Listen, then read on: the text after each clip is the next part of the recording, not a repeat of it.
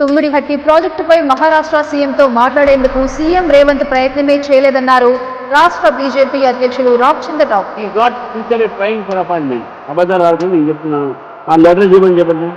రేవెళ్ల ప్రాజెక్టులో కీలకమైన తుమ్మిడిహట్టి వరాజెత్తుపై కూడా చర్చిద్దామంటూ మహారాష్ట్ర సీఎం దేవేంద్ర ఫడ్నవీస్ కు లేఖ రాశారు రేవంత్ రెడ్డి.